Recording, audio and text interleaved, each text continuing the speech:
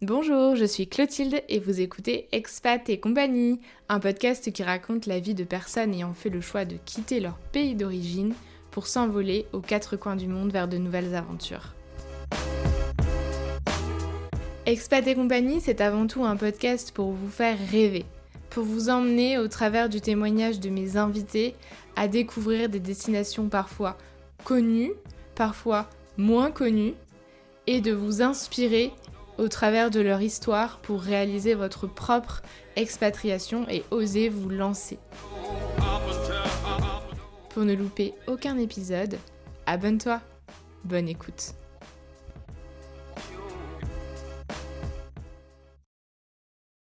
Dans ce nouvel épisode, je vous emmène jusqu'aux États-Unis et à New York où mon invité était établi jusqu'à changer complètement de style de vie et de retrouver un équilibre de vie pro et perso, ce qui m'emmène à vous parler d'un podcast que j'aime bien, qui traite justement de ces sujets-là, qui s'appelle Vie au carré et qui est animé par Clotilde et Julie, encore une Clotilde, décidément, et elles décortiquent les histoires de leurs invités afin de nous présenter des profils très très variés sur l'équilibre vie pro, vie perso. C'est un sujet qui m'intéresse pas mal et je vous laisse découvrir celui de Marine dans ce nouvel épisode.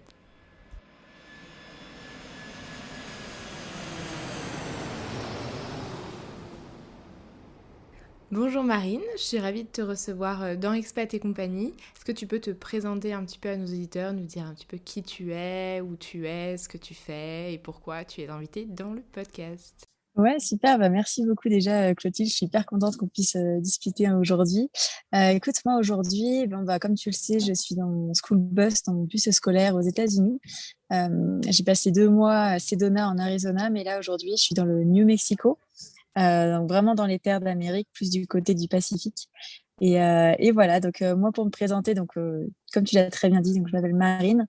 Et aujourd'hui, j'ai quitté New York il y a pile un an, aujourd'hui d'ailleurs le 31 mai, quand j'ai posé ma DM et que j'ai décidé de quitter un peu le monde corporate pour aussi quitter New York, vivre dans un school bus et puis me lancer à mon compte. Donc aujourd'hui, voilà, je suis coach et je souhaite aussi accompagner les gens qui ont envie de se reconvertir, passer à l'action, s'épanouir et vivre de leurs rêves. Donc voilà sur moi. Sacrée présentation, Marine, elle nous en a dit beaucoup, mais on a du coup plein de questions. Tu nous as titillé. Alors, on a parlé de New York, de school bus, de reconversion, d'accompagnement. Donc, finalement, Marine, aujourd'hui, on peut dire que tu as une vie nomade aux États-Unis. Ouais, exactement. Nomade et puis minimaliste malgré moi, j'ai envie de dire, parce que finalement, quand tu vis dans un bus, t'as pas trop le choix. Tu peux pas avoir grand-chose, mis à part toi et les choses et les ressources, je dirais. Il faut faire surtout attention à ce qui est électricité, nourriture, etc. Donc exactement, plutôt un style de vie nomade. Un site de vie nomade. Et alors, dans un school bus, pourquoi ce choix de véhicule finalement? Parce que c'est peut-être assez grand. Est-ce que c'était aussi un coup de foudre peut-être pour ces bus américains? Est-ce qu'il est vraiment typique, jaune, comme on les imagine, comme dans les films? En fait, donc, moi, mon school bus, il est assez petit, il n'y a que quatre fenêtres. Donc, tu vois, il fait 18 feet. C'est vraiment la taille d'un pick-up. Donc, vraiment, l'envie, tu vois, je pense que quand tu es aux États-Unis, moi, j'ai très nature, très simple, envie de pas forcément grand-chose, voilà, juste combler mes besoins. Et je sais que c'est ce qui m'apporte aussi du bonheur. Et voilà, cette sensation de beaucoup, toujours trop, toujours plus vite, toujours blablabla. Donc, l'envie un peu de juste revenir à l'essentiel. Je pense au moment aussi où j'ai quitté mon travail, j'avais besoin de refaire un point sur moi-même et voilà, de juste cleaner un peu ce qu'il y avait autour et juste revenir à moi et ce que j'aime. Et voilà, il en est venu que en fait, le style de vie aussi était quelque chose qui m'apportait beaucoup de sens dans ma vie. Donc, l'envie de voilà, juste en fait sortir un peu des schémas peut-être traditionnels ou m'autoriser à faire ce que j'ai envie, en fait. Et pour te répondre à ta question, il n'est pas jaune mon bus. Malheureusement, quand tu achètes un bus pour toi et qu'il faut voilà, que tu vis dedans, tu peux pas le garder jaune parce que autrement ce serait un peu on va dire confusing, enfin, ce serait dérangeant Oui. pour justement les jeunes qui penseraient que voilà, tu es un bus scolaire et en fait non, c'est ma maison. Donc on n'a pas le droit de le garder jaune, mais il est blanc et gris. Il est blanc et gris, d'accord. Et la taille d'un pick-up, du coup, ça veut dire qu'effectivement, tu dois être minimaliste. Et alors, tu vivais à New York et finalement, tu as dû te séparer de la plupart de tes affaires. Comment ça s'est passé cette période? Qu'est-ce qui a fait la transition entre New York et la vie dans ton school bus? Comment ça s'est passé? C'était assez marrant. Moi, je suis quelqu'un d'assez spontané et très, bon, bah, il y a un problème, j'ai envie de trouver une solution, il faut voilà, être dans l'action. Donc, en fait, ça s'est fait aussi de manière. Voilà, il y a toujours ce moment où tu as un déclic, tu sais ce que tu veux faire, ça y est, tu as trouvé la direction, tu sais quelles Mhm. sont les prochaines étapes. Et donc, en fait, tu vois, à New York aussi, j'ai quand même passé la pandémie à Manhattan. Et en fait, il y avait beaucoup de gens qui cherchaient aussi des bus pour justement, en fait, sortir des villes. Retrouver un aspect plus proche de la nature, moins en fait le côté frustrant d'être dans une ville qui, tu vois, New York a quand même perdu beaucoup de son énergie. Donc ça s'est fait un peu en progression. Tu vois, tu as des clics, tu sais ce que tu veux faire, puis après il faut quand même le trouver. Après il faut enregistrer le véhicule alors que t'as pas de permis en Amérique, t'as pas d'ID, t'as pas voilà, t'as rien de tout ça, t'as pas déjà eu de véhicule, donc c'est assez et en plus compliqué parce que voilà, t'es étranger et puis en plus tu veux assurer un school bus, ce qui n'est pas non plus un véhicule très connu pour les assurances. Donc c'était assez beaucoup Oui, aussi, c'est tu as particulier, de hein. challenges. Exactement. Donc pas mal de challenges, je comprends aussi comment ça fonctionne, qu'est-ce qu'il faut dire, qu'est-ce qu'il faut faire. Et puis voilà, donc on l'a trouvé en 2 mois. On était parti vraiment last minute, même pas 2 mois, pardon, 2 semaines. On avait pris l'avion, il était à 9 heures de route et on s'est dit, vas-y, on va aller le voir. Je dis on parce que j'étais avec mon compagnon, bien sûr. Et puis voilà, et donc en fait, il y a toujours aussi cette transition, comme tu disais, de vivre dedans. Et donc du coup, faire en sorte que le bus soit aussi enfin, possible de vivre en fait à l'intérieur. Donc on a aussi pas mal, on a pris un mois, où on a vécu un mois vraiment upstate, donc au-dessus de New York, un peu plus dans la nature pour pouvoir travailler sur notre bus, le reconvertir. Il n'y avait déjà plus les chaises, donc ça c'était déjà bien. Il y avait d'autres choses aussi à construire dedans. Donc voilà, prendre le temps en fait, et puis de se dire, on sait pourquoi on veut travailler dessus, se donner des deadlines aussi pour se dire, à cette date-là, on sait qu'on on va être sur la route, donc faut se tenir prêt pour partir. Ok. Eh bien, dis donc. Et alors, bah, si je comprends bien, vous êtes parti un petit peu sur un coup de tête. Comment ça s'est organisé au niveau du travail? Qu'est-ce que tu fais comme travail? Qu'est-ce que tu faisais comme travail?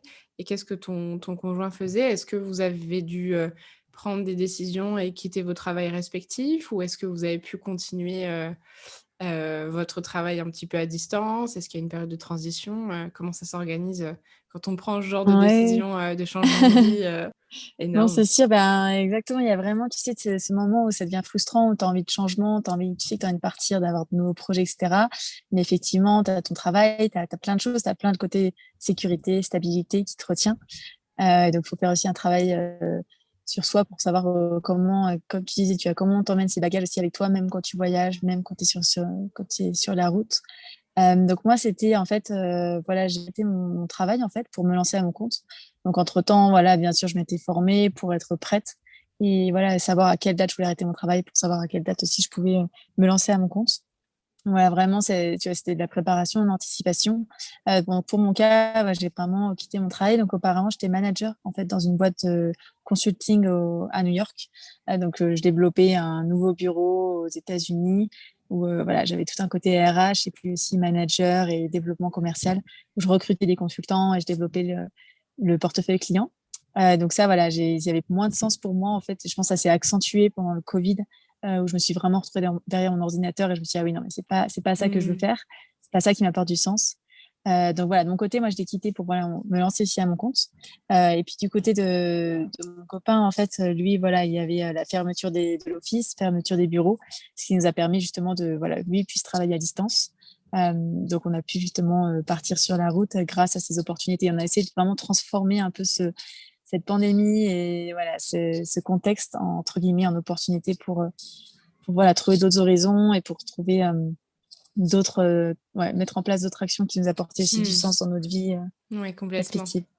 C'est la pandémie finalement qui vous a donné cette opportunité comme tu disais et est-ce que c'est quelque chose dont vous rêviez déjà et la pandémie, ça a vraiment, accéléré, le fait que vous quittiez, votre style de vie ou Mais pas? complètement. Ouais, complètement. Mmh. En fait, tu vois, on avait déjà parlé en décembre, on s'est dit, ah ouais, si on avait un bus. Et puis, bah, tout de suite, en fait, tu te rattaches à, oui, mais j'ai un travail, et oui, mais en fait, j'ai ça, et oui, blablabla. Et puis, en fait, quand il y a eu la pandémie, on s'est bien rendu compte que toutes les excuses qu'on avait avant, ou pas forcément des excuses, mais un peu soit des peurs, soit des doutes, ou soit où c'était peut-être pas le bon moment. Tout ça, ça s'est envolé à fur et à mesure. Et puis, en fait, on s'est dit, ben, go. Finalement, en fait, quand on regarde vraiment le pourquoi on le fait pas, on peut facilement l'effacer. Donc, en fait, pourquoi pas le faire? Et donc, c'est là où on s'est lancé dans cette aventure. Donc, exactement ce que tu as dit. C'est vraiment aussi, tu vois, il faut du temps, les réflexions, puis le contexte qui était du coup, entre Mm. guillemets, favorable pour nous pour faire ça. Ouais. Et alors, ça fait combien de temps que vous êtes des expatriés nomades dans votre school bus? Et ben écoute, là, ça va faire 1 an tout pile. Et en fait, c'était assez marrant le moment où on a commencé. Bon, forcément, voilà, je te cache pas qu'il y a des challenges aussi bien pour vivre, comment vivre dans un bus, tout jeter. Je me suis rendu compte que c'était beaucoup plus dur d'être plus simple et d'avoir moins de choses que finalement d'accumuler. C'était un autre processus. Et puis, ben, tout cet aspect aussi compréhension des autres, aussi bien familial, etc. De comprendre pourquoi, ok, déjà, tu es expat et pourquoi maintenant tu es expat dans un bus. Enfin, qu'est-ce que tu fais? Un peu, tu vois, cette sensation où finalement, t'es pas forcément comprise au début, parce que même toi, en fait, tu sais même pas trop ce que tu fais, mais tu sais que tu as envie de le faire et que ça t'apporte du sens. Donc voilà, ça m'a aussi appris à prendre de la hauteur et me dire, bon, bah, je donne, j'essaye. Et puis, c'était assez marrant, comme je te disais, au début, il y avait la question, c'était, OK, mais jusqu'à combien de temps? Tu vas où? Tu fais quoi? Et en fait, l'objectif de ce style de vie n'a pas d'objectif, entre guillemets. Enfin, c'est tu vis dans un bus, dans la nature. En fait, il n'y a pas une deadline, il n'y a pas de, Mm. on a un itinéraire dû au temps et parce qu'il fait froid. Et donc, du coup, il faut plus aller dans les endroits où il fait chaud, ou pas être là dans les montagnes quand il y a de la neige, etc. Mais donc, du coup, c'était assez rigolo d'avoir ce projet de vie qui était en fait finalement comme un appartement qui bouge. Mais quand tu bouges dans un appartement, personne ne te demande quand est-ce que tu vas arrêter, Mais oui, c'est quand pareil est-ce que en tu vas fait. rechanger. Mhm. Et que là, c'était assez marrant d'avoir sentir en fait le regard des autres ou sentir un peu les réflexes autour de soi qui étaient OK, mais jusqu'à quand? Un peu pour rassurer ou pour remettre un cadre ou pour remettre un peu dans une box. Sauf que là, c'est plus compliqué. Donc voilà, donc ça fait 1 an et c'est assez marrant de se rendre compte de ça. En fait, ça fait déjà 1 an. C'est passé très Ouais, vite. ça passe vite. Et alors du coup, avec ces 1 an, tu as pris du recul. Est-ce que tu es contente et satisfaite? Est-ce que ça correspond à ce que tu t'étais imaginé comme style de vie? En fait, je suis hyper contente parce que tu as toujours cet aspect, bah, complètement en fait, parce que tu as toujours cet aspect de ah, ça a l'air trop bien de vivre dans un van, mais qu'est-ce que c'est en fait? Comment ça se passe vraiment, même au niveau travail? Donc, tu vois, on a vraiment aussi investi beaucoup de temps, etc., pour installer une bonne connexion. Enfin, en fait, tu es vraiment face à toi, face à tes besoins. Tu dois aussi communiquer beaucoup parce que tu es dans un petit espace avec une autre personne. Enfin, moi, je me suis rendu compte aussi, j'avais beaucoup de besoins sociaux, l'envie aussi de voir tes amis. Donc, tu vois, pendant la pandémie, tu étais isolé parce que c'était bien aussi pendant la pandémie, mais là, c'est aussi agréable de reconnecter avec d'autres gens. Euh, mais c'est super, en fait, c'est un peu comme, entre guillemets, j'allais dire peut-être une petite thérapie, mais bref, en tout cas, ça t'apprend beaucoup de choses sur toi, sur ce que tu veux et sur tes besoins, et dans un cadre hyper en fait, sain. Ouais, Donc, et un cadre que ouais, tu choisis que tu aussi en choisis exactement. fonction, comme tu disais, des saisons, etc.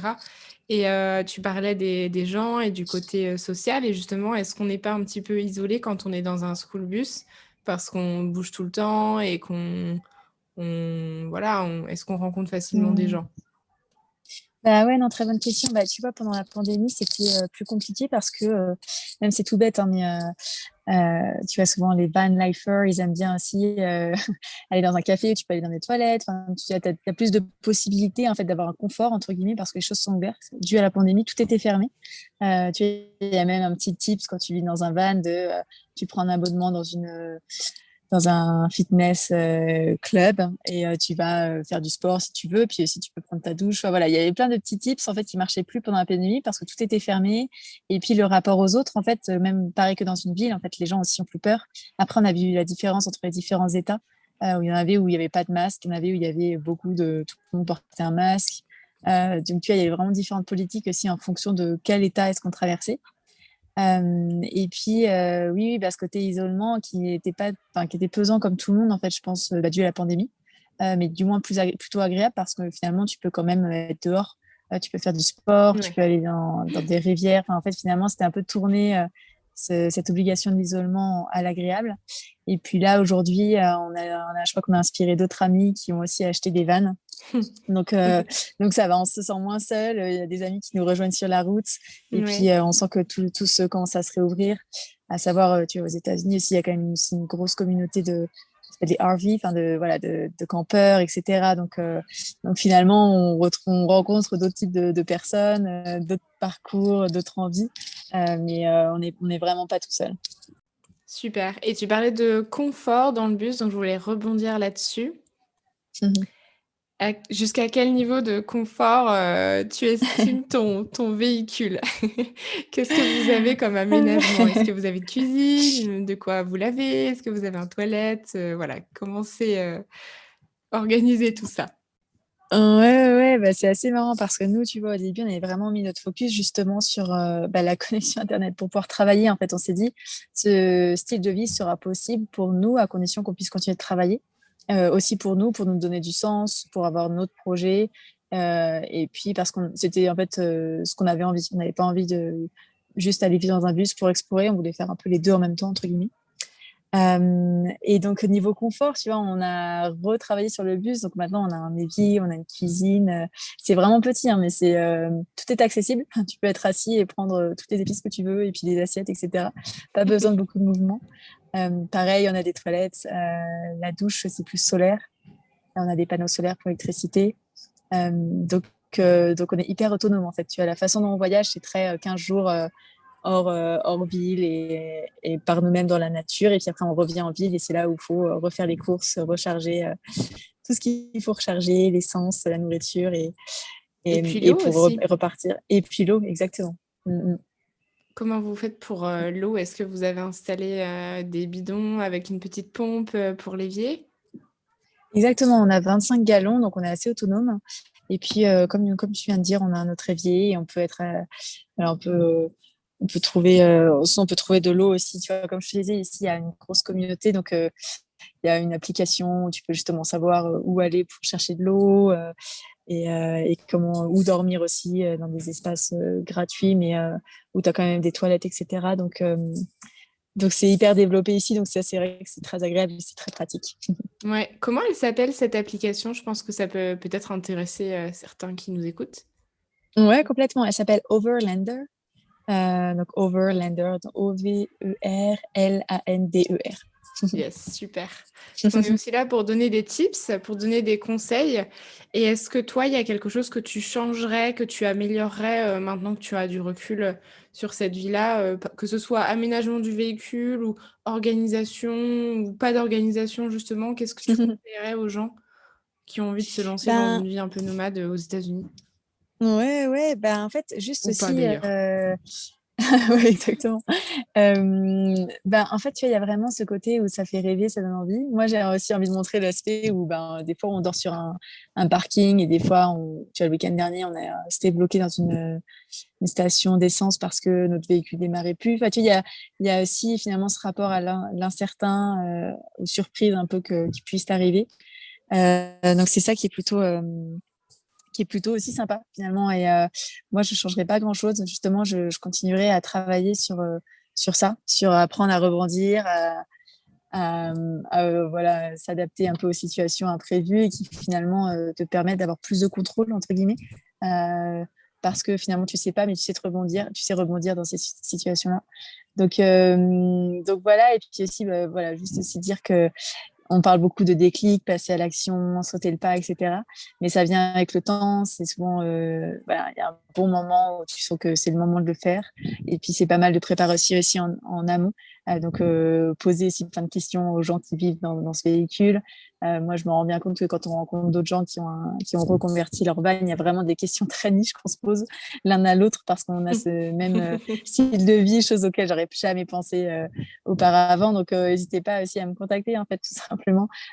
Pour aussi, il y a plein de groupes Facebook, il y a plein de choses aussi que je peux partager pour justement, en fait, aider à se lancer, en fait, aussi bien dans une envie de voyage ou aussi, voilà, en tant qu'expatrié, retrouver du sens. Donc, avoir un van peut-être pour 2 mois, un mois, il n'y a pas obligé de vraiment vivre tout le temps.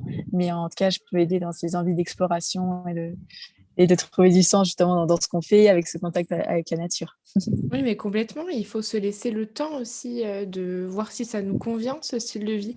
Est-ce que toi, par Exactement. exemple, si au bout d'1 mois, bon, tu t'étais dit, c'est peut-être pas fait pour moi, est-ce que, voilà, faut, on est d'accord, il faut savoir aussi arrêter et prendre le temps de se dire, ça me faisait rêver, mais finalement, c'est peut-être pas pour moi. Ouais. Faut tester. Ex- Exactement. Et en fait, c'est ça qui est souvent assez marrant. On n'ose pas faire les choses parce qu'on a cette peur de risque de, en fait, oui, mais ça me plaît pas. Et si, en fait, blablabla.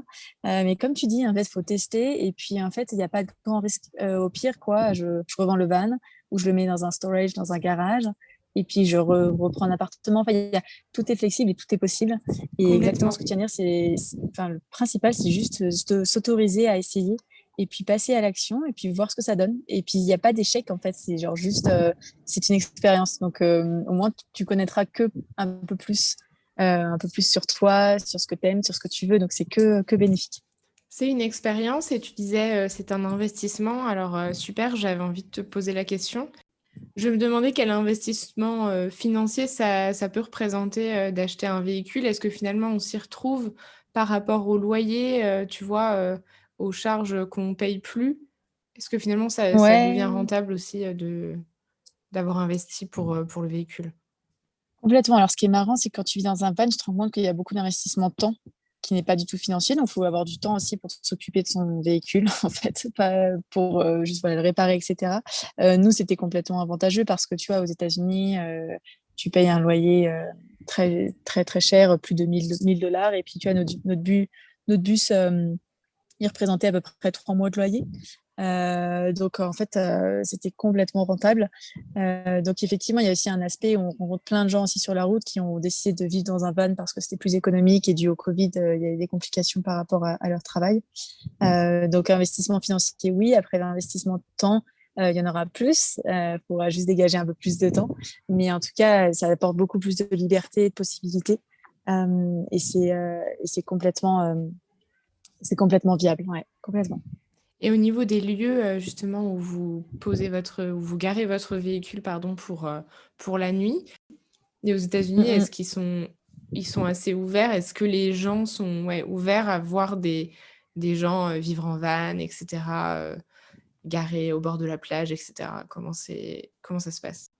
Ouais, bah en fait, ici, tu vois, entre guillemets, il faut juste faire attention aux humains, aux autres humains. C'est assez ça qui est, tu vois, une fois, je me souviens, j'étais allée en Afrique du Sud et je me disais, ah ouais, les animaux, c'est dangereux. Ici, c'est faire attention aussi, comme tu disais, aux propriétés privées, pas être dans un endroit où tu dois pas être, parce que les gens vont pas forcément être très friendly avec un van qui a une plaque qui vient de New York et une planche de surf sur le côté.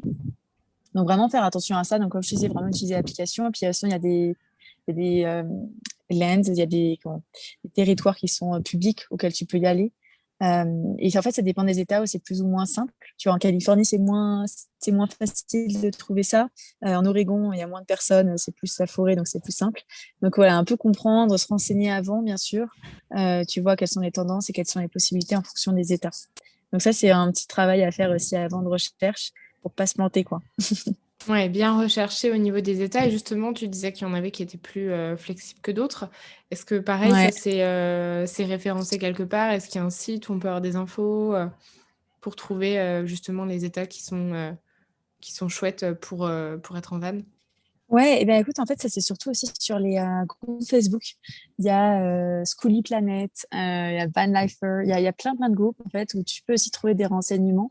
Mais en général, dans tous les États, tu peux trouver un endroit où tu peux rester dormir. Enfin, c'est complètement possible. Faut juste pas, ouais, faut juste pas se tromper. Il faut juste pas être sur une propriété qui n'est pas la tienne.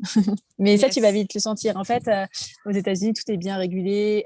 Je sais pas comment les gens y font, mais tu as une sensation où tu peux marcher quelque part, où tu as toujours un ranger qui viendra te voir, qui sait que tu étais là-bas il y a quelques temps. Enfin voilà, si tu es sur une propriété privée, tu sais très bien qu'il y a le propriétaire qui va arriver dans moins d'une heure, ça c'est sûr, pour te dire soit un commentaire ou soit de tout simplement partir.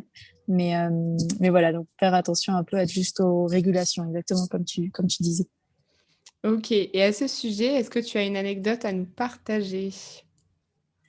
Bah oui, oui, oui, complètement. C'est vrai que j'en ai plusieurs. Mais il y a pas mal d'histoires avec toutes les policiers qui viennent me réveiller le matin. Mais sinon, une autre, plus par rapport à une propriété privée où en fait c'était un soir, on roulait tard. C'est ça aussi, en fait, quand on est dans un bus, on est beaucoup tributaire du temps, puis aussi en fait du temps du soleil dans la journée. Faire attention à ça. Donc bref, ce jour-là, on n'avait pas fait attention à ça. On est arrivé tard dans la nuit. On a trouvé une entrée de route sur le côté. Donc on s'est dit, bon, on va se garer là pour la nuit. Et en fait, le lendemain matin, on s'est réveillé avec... évidemment, il y avait une grande barrière. C'était une propriété de quelqu'un. Donc ça allait, on n'était pas complètement dedans, mais ils n'étaient pas du tout content qu'on soit non plus à l'extérieur avec un énorme drapeau américain. On sentait qu'il y avait quand même une tendance assez Trump. Donc, du coup, il n'y avait pas du tout un bon fit avec un school bus qui était en face et avec, comme je te disais, tu vois, un côté plus freedom et justement étranger, tu vois. Et donc, du coup, on s'est dit le lendemain matin on s'est réveillé, on a vu tout ça, on a entrevu des personnes, on s'est dit, il faut absolument partir. Donc, voilà, un peu des fois des réveils où on se dit, bon, ben, faut savoir, comme je te disais, Faut y aller. s'adapter et il faut y aller, exactement. Ouais, vous vous sentiez pas les bienvenus, quoi. Vous faisiez un petit peu remarquer. Ouais, exactement. Vous déteniez dans le paysage. Mais c'est super, Carrément. j'imagine bien, moi, votre pick-up avec la planche de surf, etc. Là, je m'y vois extrêmement bien.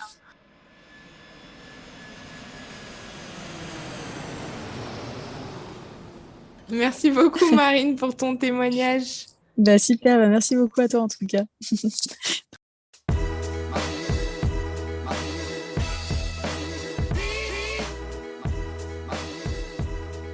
Vous venez d'écouter un épisode d'Expat et compagnie. Inspirez-vous et osez votre propre expérience de vie à l'étranger. Si cet épisode vous a plu, n'hésitez pas à le partager autour de vous. À bientôt!